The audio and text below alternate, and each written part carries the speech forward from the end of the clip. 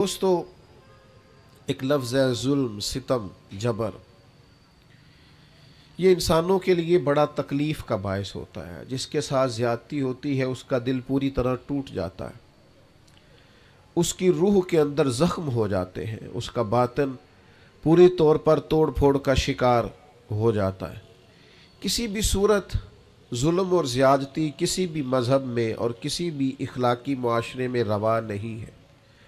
اور پھر دین اسلام جو دین رحمت ہے، جو دین کرم ہے، جو دین درگزر ہے، وہ تو اپنے ماننے والوں کو اس بات کی خاص تلقین کرتا ہے کہ وہ اپنی زندگی میں ہر قسم کی زیادتی سے، ہر قسم کے ظلم سے اپنے آپ کو اور اپنے ہاتھوں کو بچا کے رکھے۔ یہ جو ظلم اور زیادتی کسی بھی صورت میں ہوتی ہے، یہ تکلیف کا باعث ہوتی ہے۔ اسلام چونکہ دین رحمت ہے تو وہ اپنے ماننے والوں کو اس بات سے سختی سے منع کرتا ہے کہ کسی بھی قسم کی کسی کے ساتھ کوئی زیادتی نہ کی جائے، کوئی ظلم نہ کیا جائے۔ وہ ظلم ہتھیار سے لے کر رویے تک کوئی بھی ہو، آپ کے لہجے کی زیادتی ہو، آپ کے لفظوں کی زیادتی ہو، کوئی بھی ہو، کسی کو تکلیف نہ پہنچائی جائے، اذیت میں مبتلا نہ کیا جائے۔ میرے بھائیوں، آج اس معاشرے میں ہم وقت گزار رہے ہیں، اس میں ظلم اور زیادتی تیزی سے بڑھتی چلی جا رہی ہے۔ ہمارے سماجی ماحول کے اندر حق دبا لینا، ظلم کرنا، جبر کرنا، لوگوں پر الزام تراشیاں کرنا، عزتوں پر حملے کرنا، لوگوں کے بارے میں اپنا رویہ اس طرح کا کرنا کہ جس سے ان کو تکلیف ہو، یہ ہمارا معمول بن گیا۔ یاد رکھیے گا، جو دھلے ہوئے اور اجلے ہوئے چہرے ہوتے ہیں نا، ان پر ذرا سی بھی گرد بوجھ بنتی ہے۔ جو سفید کپڑے پہنے ہوئے لوگ ہوتے ہیں ان پر چھوٹا سا دھبا بھی دکھائی دیتا ہے۔ ہم مسلمان ہیں، ہمارے کپڑوں سے زیادہ ہماری روح اجلی ہوا کرتی ہے، ہمارے چہرے سے زیادہ ہمارا دل صاف ہوا کرتا ہے۔ میرے بھائیوں، زیادتی نہیں یار، تکلیف نہیں۔ یہ جو ہمارا مزاج بن گیا ہے نا کہ کوئی نہ کوئی، میں آپ کی خدمت میں عرض کروں، پہلے تو لوگ دو بدو لڑائی کر لیتے تھے، اپنا غصہ نکال لیتے تھے۔ اب تو ہم جس دور میں ہیں یہاں لوگ سازش کرتے، تکلیف دینے کے نت نئے بہانے تراشتے۔ لوگ اب شرارتوں کے ساتھ، لفظوں کے ساتھ، جملوں کے ساتھ روحوں کو زخمی کرتے۔ یاد رکھیے گا، نبی رحمت صلی اللہ تعالی علیہ وسلم نے فرمایا کہ رب فرماتا، لوگوں میں نے اپنی ذات پر ظلم کو حرام قرار دے دیا ہے۔ مالک و قادر مطلق ہو کر کریم فرماتا ہے، میں کسی پر ظلم نہیں کرتا، اور تمہارے درمیان بھی ظلم کو حرام قرار دیتا ہوں، کسی پر زیادتی نہ کرنا۔ میں کیسے آپ کو بتاؤں کہ بہویں دروازوں سے لگ کے رو رہی ہیں۔ بہو کا باپ صلح کرانے گیا ہے تو وہ روتا جا رہا ہے اور روتا آ رہا ہے۔ جس کے ہاتھ کوئی سرا آیا ہے کسی کی ڈور کھینچنے کا، پھر اس نے کم نہیں کی۔ کسی شخص کا کہیں ہاتھ پڑتا تھا، وہ طاقتور تھا، تو اس نے پھر کمزور کو لتاڑنے میں، گھسیٹنے میں کوئی کسر نہیں چھوڑی۔ مومن کی یہ شان نہیں۔ مومن کا مقام تو یہ ہے کہ نبی پاک صلی اللہ علیہ وسلم سے پوچھا گیا، حضور فرماتے حضرت موسیٰ علیہ السلام نے اللہ سے پوچھا، مالک تیری بارگاہ میں معزز کون ہے؟ بڑے لوگ بڑی جگہوں پہ معزز ہے، کوئی خاندان میں معزز ہے، کوئی قبیلے میں معزز ہے، کوئی علاقے میں معزز ہے، کوئی اپنے شعبے میں بڑا معزز ہے۔ اے اللہ تیرے حضور معزز کون ہے؟ تو حضور فرماتے، رب کریم نے حضرت موسیٰ علیہ السلام سے فرمایا، میرے کلیم، جس کے پاس بدلہ لینے کی طاقت ہو اور پھر بھی اپنے بھائی کو معاف کر دے، رب کی نظر میں اس کی بڑی عزت ہے۔ وہ بڑا قابل تکریم ہے، وہ بڑا قابل اعزاز ہے۔ وہ طاقتور تھا، صاحب حیثیت تھا، اینٹ کا جواب پتھر سے دینے کی طاقت رکھتا تھا، وہ تہ و بالا کر سکتا تھا، لیکن کیا کیا اس نے کہ وہ جب قادر آیا، غالب آیا، اس نے معاف کر دیا اللہ کی رضا کے۔ تو ظلم نہیں، جبر نہیں، زیادتی نہیں، تکلیف نہیں۔ اور اگر کوئی ظلم کر رہا ہے تو وہ یہ مت بھولے کہ اگر کسی کو پتہ نہیں ہے کہ میں زیادتی کر رہا ہوں، وہ گھر میں زیادتی کر رہا ہے، یا دکاندار ہو کے گاہکوں سے زیادتی کر رہا ہے، یا آفیسر ہو کر اپنے ماتحتوں سے زیادتی کر رہا ہے، یا سربراہ ہو کر کسی ادارے کا اس ادارے کے معاملات سے زیادتی کر رہا ہے، استاد ہے تو شاگردوں کے حق میں کسی قسم کی ناانصافی کا مظاہرہ کر رہا ہے، وہ کوئی بھی اگر وہ سمجھتا ہے کہ میں زیادتی کر رہا ہوں، ظلم کر رہا ہوں، اور یہ کہ کسی کو پتہ نہیں چل رہا، میری سازش بڑی کامیاب جا رہی ہے اور میں نے آنکھوں میں دھول جھونک رکھا ہے، تو اللہ کا قرآن بولا، فرمایا وَلَا تَحْسَبَنَّ اللَّهَ غَافِلًا عَمَّا يَعْمَلُ الظَّالِمُونَ، فرمایا اے سننے والے، ہرگز اللہ کو ان کاموں سے بے خبر نہ سمجھنا جو کام ظالم کر رہے ہیں، یہ گمان نہ کرنا کہ رب بے خبر ہے، یہ وَلَا تَحْسَبَنَّ اللَّهَ غَافِلًا، اللہ کو غافل نہ جاننا، معاذ، یہ گمان نہ کرنا کہ اللہ بے خبر ہے ان کاموں سے جو کام ظالم کر رہے ہیں، تو یا اللہ اگر تو باخبر ہے اور اگر آشنا ہے اور حقیقتاً ہے اور یقیناً ہے اور ایمان ہے کہ ہے، تو پھر ظلم ہوتا جا رہا ہے، پھر جبر ہوتا جا رہا ہے۔ تو اللہ کریم نے فرمایا انما یؤخرہم لیوم تشخص فیہ الابصار، فرمایا رب انہیں اس دن کے لیے مہلت دے رہا ہے جس دن پھر آنکھیں کھلی کی کھلی رہ جائیں گی، اس قیامت کے دن تک کے لیے اللہ مہلت دے رہا ہے جس دن پھر نگاہیں پھٹ جائیں گی، آنکھیں کھلی کی کھلی رہ جائیں۔ دوستو یاد رکھنا، ظلم کی 3 قسمیں، شرک بھی ظلم ہے، قرآن مجید نے کہا ان الشرک لظلم عظیم، بے شک شرک بہت بڑا ظلم ہے، یہ اللہ کے ساتھ زیادتی ہے کہ مالک اللہ ہو، خالق اللہ ہو، رازق اللہ ہو، قادر اللہ ہو اور انسان اس کے ساتھ شریک ٹھہرائے۔ ایک تو یہ شرک ہے، ایک شرک اپنی ذات پر بھی شرک ہوتا ہے۔ جو لوگ گناہ کرتے ہیں نا، جو لوگ اللہ کی نافرمانی کر کے اپنے لیے دوزخ اکٹھی کرتے ہیں، وہ اپنی جان پر ظلم کرتے ہیں، گناہ کر کے، زیادتی کر کے، اللہ کی نافرمانی کر کے۔ قرآن مجید نے کہا وَمَن يَتَعَدَّ حُدُودَ اللَّهِ فَأُولَٰئِكَ هُمُ الظَّالِمُونَ، فرمایا وہ جو اللہ کی حدوں کو توڑتے ہیں وہ ظالم ہیں، اپنی جان پر ظلم کر رہے، وہ اپنے ساتھ زیادتی کر رہے۔ اور جو کسی پر ظلم کرے وَلَا تَحْسَبَنَّ اللَّهَ غَافِلًا عَمَّا يَعْمَلُ الظَّالِمُونَ، وہ یاد رکھے کہ اللہ بے خبر نہیں ہے، اللہ کو علم ہے، اللہ نے ڈھیل دے رکھی۔ نتیجہ کیا نکلے گا؟ نتیجہ یہ نکلے گا جو تھوڑی سی بھی زیادتی کر رہا ہے نا، اسے 3-4 نقصان ہوتے ہیں۔ سب سے پہلا نقصان تو یہ ہوتا ہے کہ اللہ ظالموں کو پسند نہیں کرتا، تو جس کو رب پسند نہ کرے وہ پھر کسی کا پسندیدہ رہ سکتا، اس کی زندگی سکون قرار والی ہو سکتی۔ اگر کوئی ظالم ہے تو لا یحب الظالمین، اللہ ظالموں کو پسند، بڑا ظلم کر لے جس نے کرنا ہے، جتنی زیادتی کرنی ہے کر لے، لیکن اللہ کہتا ہے انہ لا یفلح الظالمون، ظالم کبھی کامیاب نہیں ہو سکتا۔ ہزاروں بچے قتل کرائے تھے فرعون نے، یذبحون ابناءکم ویستحیون نساءکم، وہ بچوں کو قتل کرا دیتا، عورتوں کو زندہ رکھتا کہ حضرت موسیٰ علیہ السلام پیدا نہ ہو۔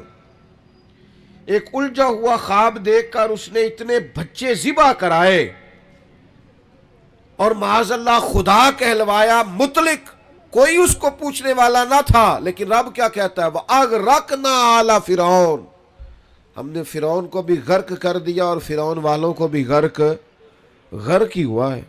کامیاب ظالم کبھی کامیاب، ایک بہت بڑی سزا ہے ظالم کے لیے، اور میرا خیال ہے اس سے زیادہ سزا نہیں ہو سکتی جو میں اب بیان کرنے لگا ہوں۔ واللہ لا یہدی القوم الظالمین، اللہ فرماتا ہے یہ جو ظالموں کی قوم ہوتی ہے نا، اسے اللہ ہدایت نہیں دیتا۔ اوئے ہوئے ہوئے، ظالموں کو اللہ ہدایت، یہ اس کا فیصلہ ہے۔ تم زیادتی کر رہے ہو، ظلم کر رہے ہو، اندھے ہو جاؤ گے، تمہارا شعور چھین لیا جائے گا، تمہیں یہ پتہ ہی نہیں چلے گا کہ ہم کتنا بڑا جبر کر رہے ہیں، تمہاری وہ صلاحیتیں سلب کر لی جائیں گی، سوچنے کی، سمجھنے کی۔ بہت ساری ڈگریوں کے باوجود بھی बहुत सारे इल्म के बावजूद भी, बहुत सारी तालीम के बावजूद भी गुमराह के गुमराह रह जाओ। क्यों? कि वल्लाहु ला यहदिल कौमल ज़ालिमीन, अल्लाह ज़ालिमों की कौम को हिदायत, और इंसान के पास डिग्री हो और शऊर ना हो, ताकत हो शऊर ना हो, माल हो शऊर ना हो, उसके पास सारा कुछ हो और वो गुमराही में भटकता फिरे, ये कुछ छोटा नुकसान है? मेरे भाइयों याद रखिएगा, रब फरमाते हैं अल्लाह एक तो जालिमों से अल्लाह जालिम को पसंद नहीं करता, जालिम कभी कामयाब नहीं होता, और फरमाया जालिमों को अल्लाह हिदायत, ये बहुत बड़ी सज़ा है कि इंसान जालिम हो, जाबिर हो और उसे हिदायत नसीब ना हो, ये बहुत बड़ी सज़ा है। अब होता क्या है, जुल्म करता क्या है? अल्लाह के हबीब अलैहिस्सलाम ने फरमाया जुल्म ना क़यामत वाले दिन बहुत सारे अंधेरों का बायस बनेगा। तुमने बड़ी पाकीज़ा ज़िंदगी गुजारी होगी लोगों के सामने, बड़ी आसूदा तुमने वक्त गुजारा होगा, अच्छे लिबास पहने होंगे, बड़ी गाड़ियों में घूमे होंगे, और मुमकिन है कि तुमने बड़े कुशादा घरों में वक्त गुजारा हो, लेकिन अगर कहीं तुमसे जुल्म हुआ है, ज़्यादती हुई है, तो क़यामत वाले दिन ये तुम्हारे लिए तारीकी है। सारी सलाहियतों के बावजूद सुबह क़यामत ये तुम्हारे लिए अज़ियत का बायस। अपने आप को रोकें, अपने आप को समझाएं। हम ना जाते जाते भी कई दफ़ा ऐसी बात कह जाते हैं जो बात दुरुस्त, मैं आपसे अर्ज़ करूं, सड़क पर चलते हुए मैंने खुद देखा है, चूँकि मुझे बहुत सफ़र करना पड़ता है, मैंने खुद देखा है कई दफ़ा गाड़ी चलाने वाले ड्राइवर की गलती नहीं होती, माहौल ऐसा बन जाता है, लेकिन लोगों का जो रवैया होता है, जो गुफ्तगू का अंदाज होता है, तो अर्ज़ ये करना चाहता हूँ कि ऐसा ना समझें कि सिर्फ अमीर ही ज़्यादती कर रहा है। कहीं कहीं वो शख्स भी जिसने जिम्मेदारी ली है, लोगों की छतें नहीं गिर जाती, लैंटर नहीं गिर जाते, किसकी ज़्यादती? काम करने वाले की। तो अपने अपने शोबे में, अपनी अपनी जगह, अपने अपने माहौल में लोग गैर जिम्मेदार होते हैं, ज़्यादती करते हैं, उसका नुकसान होता है। तो मेरे अजीज़ याद रखिएगा, ज़्यादती नहीं। अल्लाह के प्यारे रसूल सल्लल्लाहु ताला अलैहि वसल्लम ने फरमाया, आपस में एक दूसरे पर जुल्म ना करो, वरना तुम दुआएं करोगे तो अल्लाह तुम्हारी दुआएं कबूल नहीं करेगा। तुम बारिशें मांगोगे, अल्लाह तुम्हें बारिशें नहीं देगा। तुम अल्लाह से मदद मांगोगे, लेकिन तुम्हारी मदद नहीं की जाएगी। याद रखिएगा, अपनी ज़िंदगी में कोशिश करें, हम अमीर हैं या गरीब हैं, हम बाप हैं, उस्ताद हैं, आलिम हैं, ऑफिसर हैं, सियासतदान हैं, कुछ भी हैं, हमसे कोई ज़्यादती ना हो, किसी को हमारी वजह से तकलीफ़ ना पहुँचे। मैं दोस्तों से कहा करता हूँ, चलो इस तरह करो, किसी का भला नहीं कर सकते, नुकसान ही ना करो, फ़ायदा नहीं कर सकते तो किसी के साथ जुल्म ही ना करो, किसी को दुआ नहीं दे सकते तो बद्दुआ ही ना दो। चलो ऐसा करो कि अपने वजूद को रुकावट ही ना बनाओ, किसी के लिए आसानी पैदा करने की सही करें, मिलजुल के किसी का भला करने की कोशिश करें, लोगों के लिए खैर जमा करने का इरादा करें, कोशिश करें किस हद तक किसी का भला हो सकता है। लेकिन मजलूम जो है, जिस पर ज्यादती की जा रही, याद रखिएगा, समझ लीजिएगा कि जिस तरह लोग कहते हैं ना फलाने आदमी को कि यहां आग है, इससे बच, यहां तीर बरस रहे हैं, बच जा, यहां गोलियां चल रही है, बच जा। मजलूम की बद्दुआ से भी इसी तरह बचना चाहिए। जब लोग किसी को इतना मजबूर कर देते हैं ना कि बेबस हो जाए और वो और किसी से कुछ ना कह सके, जब वो इस बात पर मजबूर हो जाए कि अब किसी को कुछ नहीं कह सका और फिर वो रो के रब के हुजूर अर्ज करे, उस वक़्त से बचे, मजलूम की बद्दुआ से बचे। हजरत माज इब्न जबल रदी अल्लाह ताला अन्हु को नबी पाक सल्लल्लाहु ताला अलैहि वसल्लम ने यमन का गवर्नर बनाया था, और जब रसूलुल्लाह सल्लल्लाहु ताला अलैहि वसल्लम उन्हें यमन भेज रहे थे ना, तो हुजूर ने एक नसीहत फरमाई, फरमाया याद रखना, तुम गवर्नर बन के जा रहे हो, मजलूम की बद्दुआ से बचना, इसलिए कि मजलूम की बद्दुआ और अल्लाह के दरमियान कोई रुकावट नहीं होती। تو فوراً قبول ہو جاتی۔ آج آپ یقین کریں کتنی ساری جگہیں ہیں، کتنی ساری زمینیں ہیں جن پر ناجائز قبضے ہیں، اور بڑی آسانی کے ساتھ لوگ زیادتی کرتے، جبر کرتے، چھوٹی چھوٹی باتیں ہیں، بس وہ پڑوسی کو جگہ نہیں بیچنے دینی، وہ اپنی بیچ رہا ہے، اس کو روک دیا ہے، اس پر جبر ہو رہا ہے، اس بیچارے کو مجبوری ہے، اس کو کہیں جانا ہے، اور پھر میں نے ایسا بھی دیکھا ہے کہ کوئی شخص مجبور ہے، وہ جگہ بیچنا چاہتا ہے، دوسرے نے اس پر کوئی سٹے لیا ہوا ہے، اب اس کی قیمت گر گئی، اب وہ بیچارہ اور آزمائش میں آ گیا۔ نبی رحمت نور مجسم شفیع معظم صلی اللہ علیہ وسلم نے فرمایا جس نے کسی کی بالشت بر زمین پر قبضہ کیا ناجائز، ایک بالشت، ایک گٹ، اللہ قیامت والے دن 7 زمینوں کا طوق بنا کے اس کے گلے میں ڈال دے گا۔ ایک حدیث میں فرمایا 7 زمینوں میں دھنسا ڈالے گا۔ کیوں ناجائز قبضے کرتے؟ انسان کے لیے صرف 2 گز زمین کی ضرورت ہے جس کا وہ اصل مالک ہوتا ہے قیامت تک، جس میں رہنا ہے، لیکن ہمارے ہاں چھوٹی چھوٹی چیزوں پر لوگ ایک دوسرے کا ساتھ زیادتی کرتے ہیں۔ او بھائیو، اگر بادشاہ چاہتے ہیں نا ان کے محل سلامت رہے تو وہ کوشش کرے کسی کی جھونپڑی کو تکلیف نہ دے۔ اگر وہ چاہتے ہیں نا ان کے بڑے بڑے مینار قائم رہیں تو وہ کبھی بھی کسی غریب کی کٹیا گرانے کا خیال اپنے دل سے نکال دے۔ اگرچہ تم بڑے بنگلوں میں بستے ہو، لیکن ہو سکتا ہے کسی غریب کی دعا کی برکت سے ہی اللہ نے تمہیں کشادہ گھر دے رکھا ہو سکتا ہے کسی مسکین نے جو تمہارے گھر سے لقمہ کھا کے تمہارے لیے ہاتھ اٹھائے ہو، اس کی برکت سے اللہ نے تمہیں یہ سعادت دے رکھی ہو۔ تو بھائی ظلم نہیں، زیادتی نہیں۔ نبی پاک صلی اللہ تعالی علیہ وسلم نے ارشاد فرمایا کہ رب فرماتا ہے 3 طرح کے لوگ ایسے ہیں قیامت کے دن میں، اللہ فرماتا ہے میں ان کے خلاف کھڑا ہوں گا، میں ان لوگوں کا مخالف ہوں گا، اور 3 طرح کے لوگ ایسے ہیں میں ان کا وکیل بنوں گا۔ یہ حدیث صحیح بخاری میں موجود ہے۔ اللہ فرماتا ہے جس نے میرے نام پر وعدہ کیا اور پھر وعدہ خلافی کی، میں اس کا فریق بنوں گا، اس سے پوچھوں گا۔ اور جس نے کسی آزاد کو بیچ کر قیمت کھا لی، غلام بنا ڈالا، قیامت میں اس کا فریق بنوں گا۔ اور سننا، نبی کریم علیہ السلام نے فرمایا، صحیح بخاری میں موجود ہے، رب فرماتا ہے جس نے کسی کو مزدوری پہ رکھا پھر مزدور سے کام تو پورا لیا لیکن مزدوری نہ دی، اللہ فرماتا ہے میں قیامت میں اس کا فریق بنوں گا۔ آپ یقین کریں مجھے مکے اور مدینے میں لوگ تڑپتے اور روتے ہوئے ملے ہیں کہ حضرت صاحب محنت کی ہے، مزدوری کی ہے، پر مالک نے پیسے نہیں دیے، تنخواہیں کھا گیا، گھر چھوڑا ہے، بچے چھوڑے ہیں، پردیس میں بیٹھے، لیکن لوگ سمجھتے ہی نہیں۔ جہاں بھاگ جا جگہ سے ملتے ہیں لے لے، ہاں ملتے ہیں، کیوں نہیں ملتے، یہ ملیں گے۔ انما یؤخرہم لیوم تشخص فیہ الابصار، یہ تمہیں قیامت میں دینے ہیں۔ تم نے کہا جاؤ جہاں سے ملتے ہیں لے لو، ملتے ہیں، رب دیتا ہے اور اپنے فضل سے دیتا ہے اور وہ دے گا، اور تم دیکھو گے تمہیں دینے پڑیں گے۔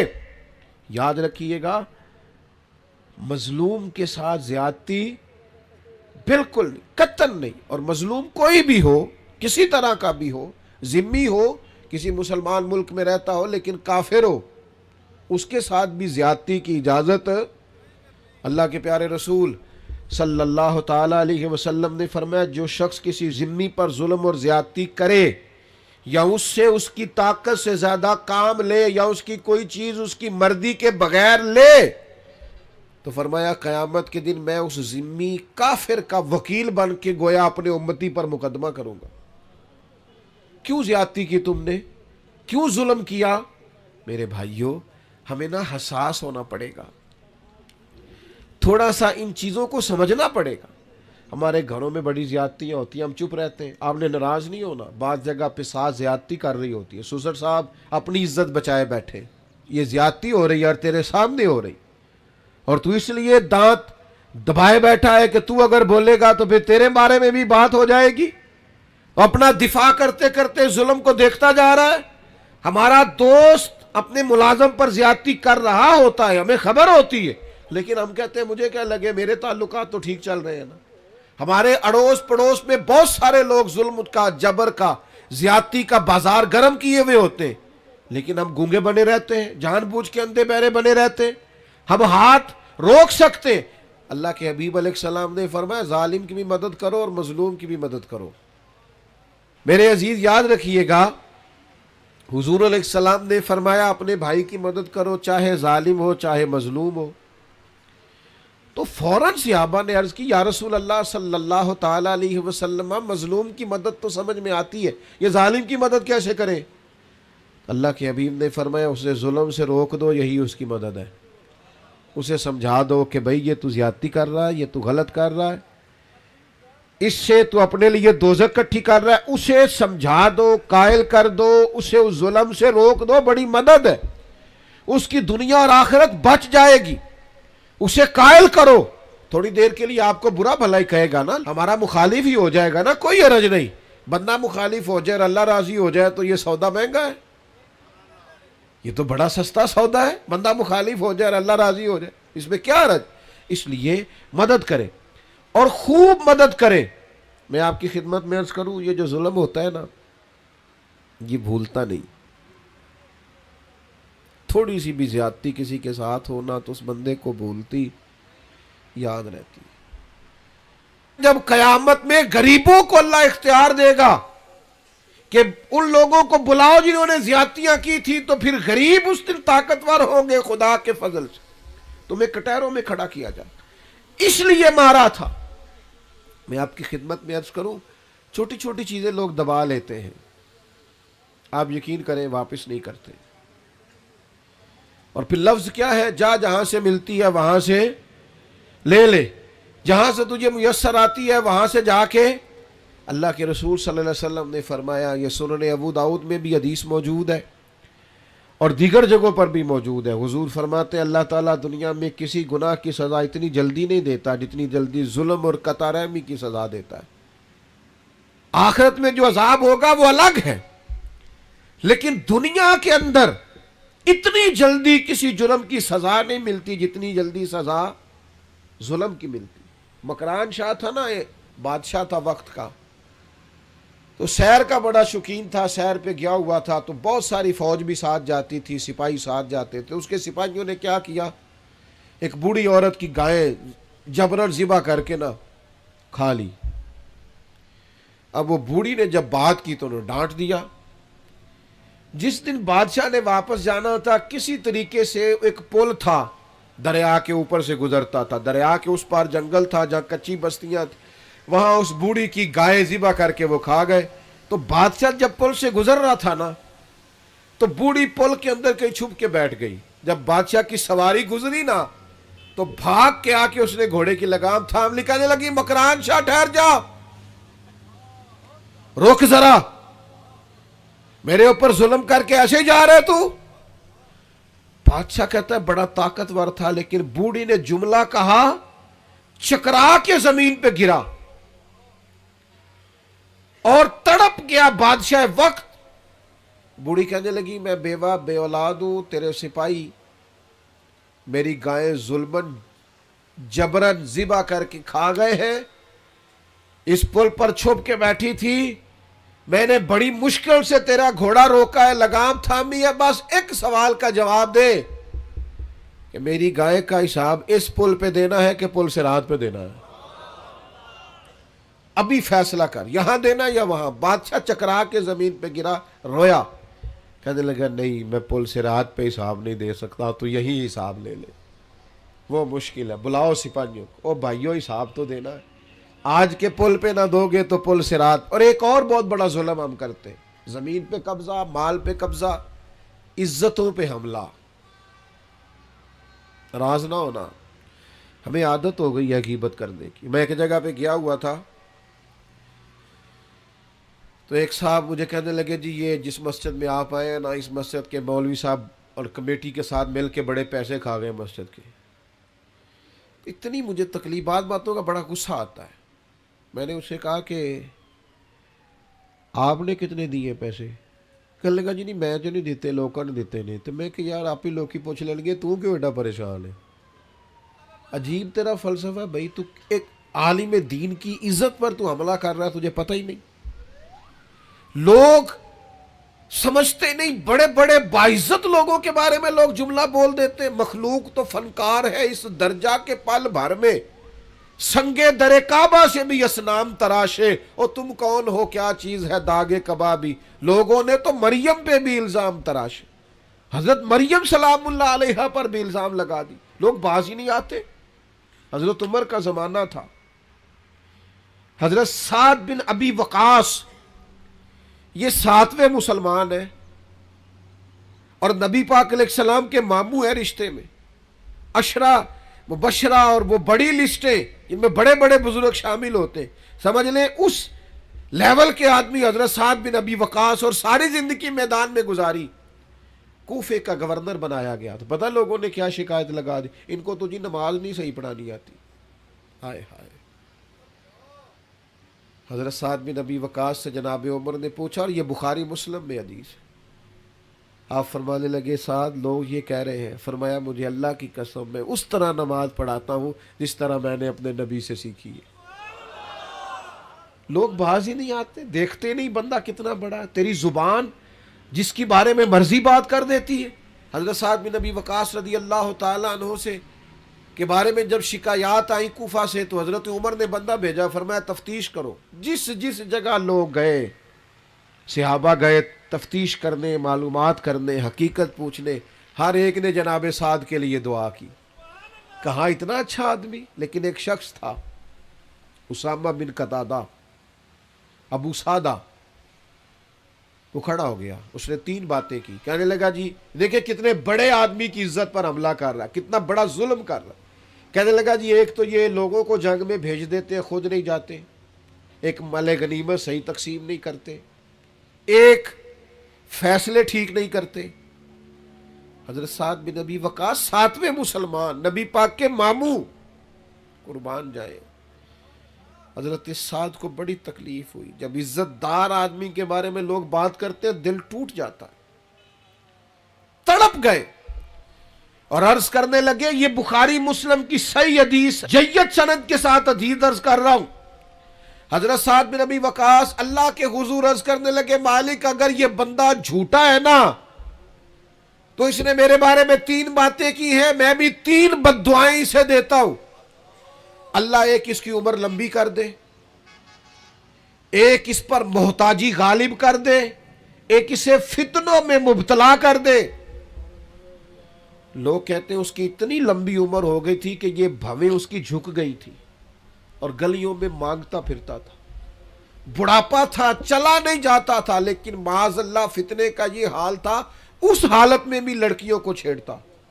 لوگ لانتے برساتے, کہتے تو کیا کرتا ہے. تو کہنے لگا لوگوں تمہیں پتہ نہیں, مجھے جناب سعد بن ابی وقاص کی بد دعا لگ گئی ہے. یہ بد دعائیں پیچھا کرتی ہیں, نیند میں سراغ کر دیتی ہیں. مجھے بے چینی رہتی ہے, بے قراری رہتی ہے, مجھے اضطراب رہتا ہے, مجھے گھر میں نیند نہیں آتی. اور غور کر, تو نے بد دعا تو نہیں لے لی کسی مظلوم کی. سوچ, کسی کو تکلیف تو نہیں دے بیٹھا, کسی کا مال تو نہیں دبا لیا, کسی کی عزت پر حملہ تو نہیں کیا.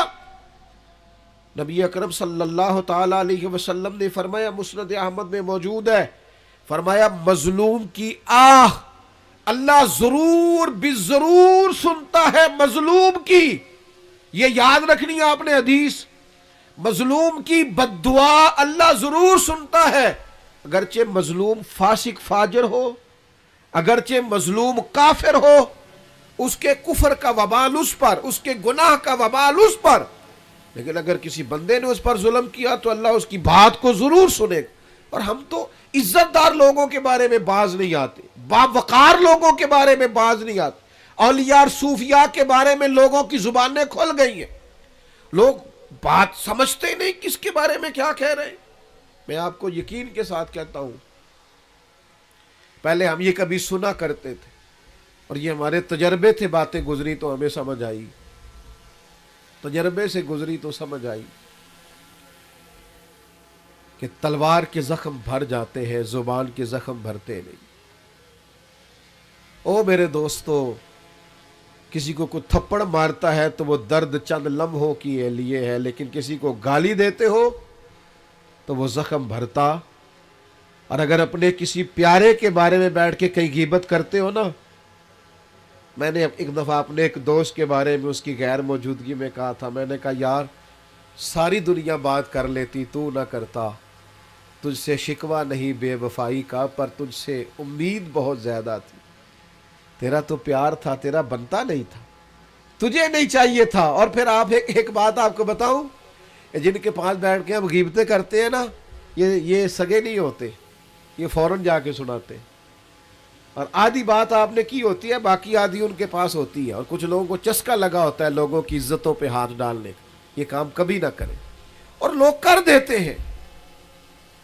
میں نے اپنی زندگی میں دیکھا ہے ایسے واقعات۔ ایک بات آپ مجھے بتائیے، اتنا بڑا مجمع ہے اور تا حد نگاہ دوست ہی دوست ہے، مجھے بتاؤ ہزاروں میں آپ لوگ ہیں، یہاں آج کسی بزرگ آدمی کے بارے میں، اسکول ٹیچر کے بارے میں، پروفیسر کے بارے میں، عالم کے بارے میں کوئی عورت اٹھ کے کہہ دے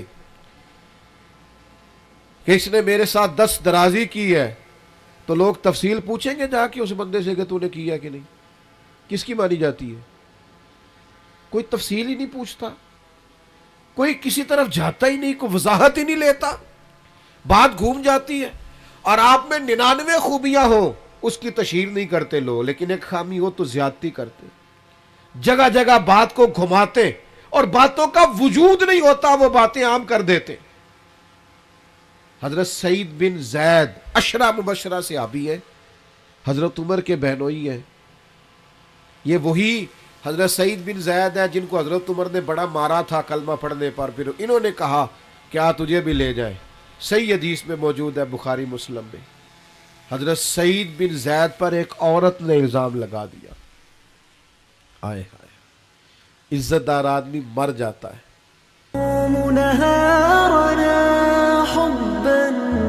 وشوقا ونرجو العفو من رب الأماني۔